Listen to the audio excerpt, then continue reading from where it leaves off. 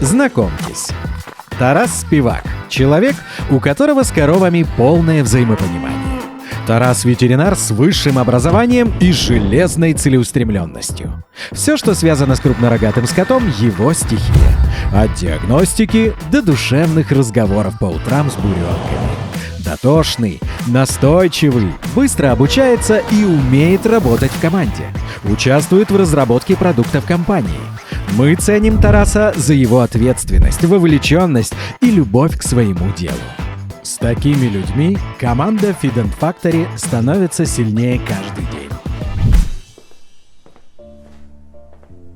Тарас, привет.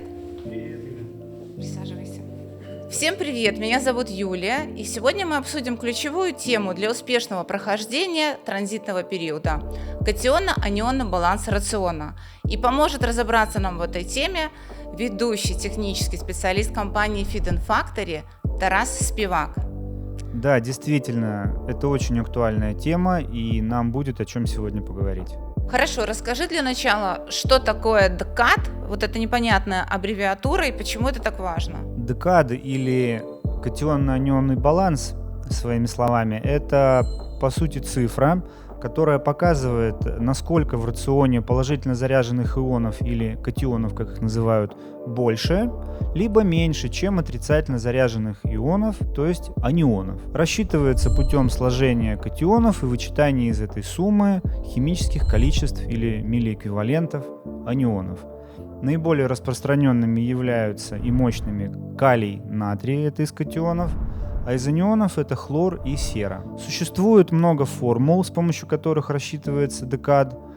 Некоторые из них учитывают фосфор, магний, поэтому при составлении рационов или при анализе важно понимать, с какой формулой ты имеешь дело. Почему ДКАД так важен для коров именно транзитного периода? Как ты поняла, вся эта тема связана с макроэлементами. В организме их содержатся килограммы, поэтому влияние они оказывают на организм гораздо более сильное, чем микроэлементы.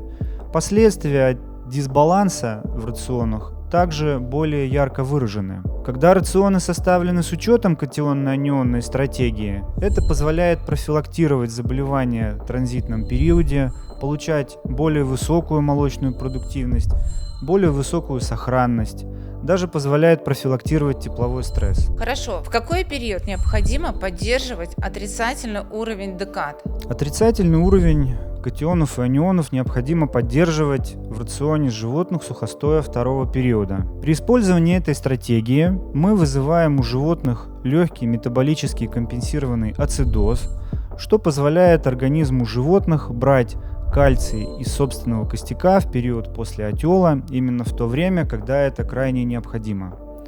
Такая стратегия профилактирует клинические и субклинические формы гипокальцемии и в конечном итоге приводит к увеличению потребления сухого вещества после отела, росту молочной продуктивности, лучшей сохранности стада в этот важный период жизни животных. Хорошо. С чем связаны положительные эффекты от применения этой стратегии именно в кормлении второго сухостоя? Все дело в том, что с ростом молочной продуктивности возрастает нагрузка на организмы животных, и дефицит кальция в послеотельный период может достигать 50 грамм. Связано это с высоким уровнем производства молозива и первого молока. Поэтому специалистам крайне важно выбрать стратегию профилактики послеродовой гипокальцемии для своих животных.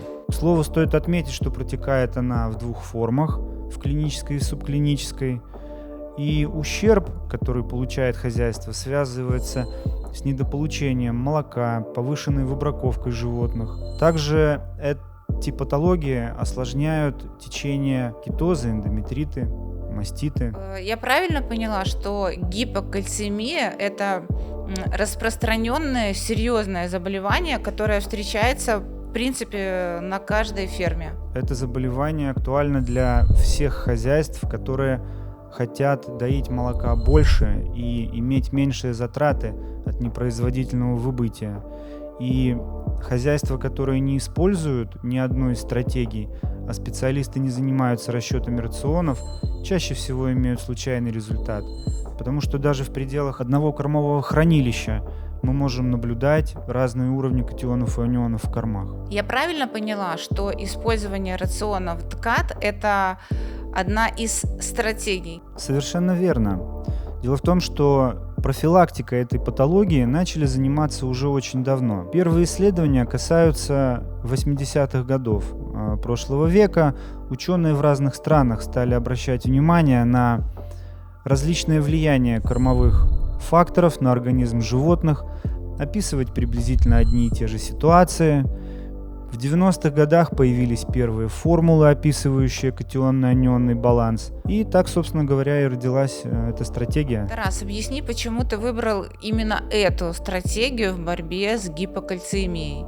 Несмотря на кажущуюся сложность, на самом деле она проста и легка, как в понимании с точки зрения физиологии, так и в техническом плане, в плане ее реализации на фермах. Когда у нас есть хорошие лабораторные исследования, правильно составленные рационы, эта стратегия срабатывает в 100 из 100% случаев.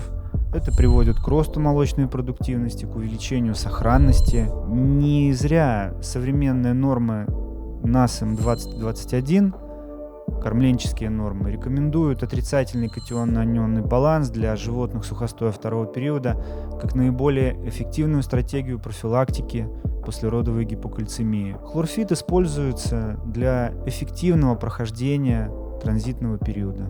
Хорошо, хлорфит. Расскажи, пожалуйста, про него подробнее.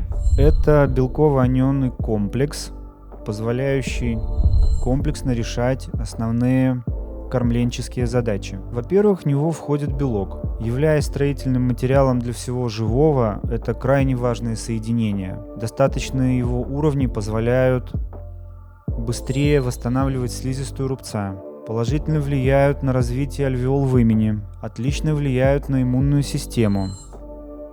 В его состав входят 2 анионных соединения. Полностью отсутствуют фосфаты. Это крайне важный момент. Большие дозировки магния позволяют лучше усваиваться кальцию и эффективнее профилактировать послеродовую гипокальцемию. Хорошим дополнением для питания рубцовой микрофлоры является небелковый азот, входящий в состав этого комплекса. В целом, хлорфит – это не просто смесь монокомпонентов.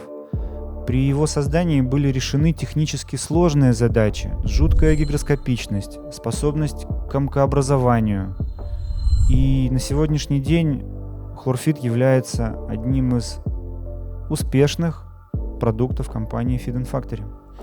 Хорошо, а что если не сработает хлорфит? Все сделали, как вы сказали, но продукт не работает. Хлорфит всегда срабатывает. Единственное условие, что перед его вводом должна быть проведена определенная подготовительная работа техническим специалистом. Обязательно исследование кормов, обязательно составление рационов. В этом случае хлорфит всегда работает. Тарас, хорошо, объясни мне еще раз, как это работает. Юль, давай я тебе покажу короткую анимацию, и тебе точно станет все понятно. Хлорфит – это разумный и эффективный способ профилактики клинической и субклинической форм гипокальциемии. Благодаря входящим в него компонентам хлорфит стимулирует и активирует естественную гормональную систему коровы. Возникает легкий компенсированный метаболический ацидоз, что приводит к незначительному снижению pH крови, но значительному снижению pH мочи. Это повышает чувствительность рецепторов к ПТГ. Так активируется способность мобилизовать кальций из костей в кровь.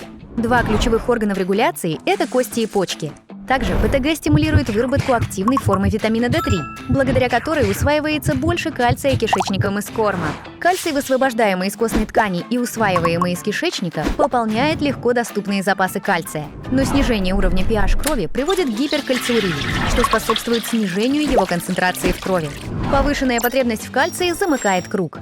Такая система помогает поддерживать достаточный уровень кальция при, во время и после отела. Тарас, спасибо. Я точно уже разобралась в проблеме гипокальцемии и о том, как крутой продукт хлорфит ее решает. Да, Юля, это действительно так. Уже более 4 лет на рынке, более 100 высокопродуктивных стад используют его, и отовсюду мы имеем только положительные отзывы. Поэтому рекомендуем его к применению.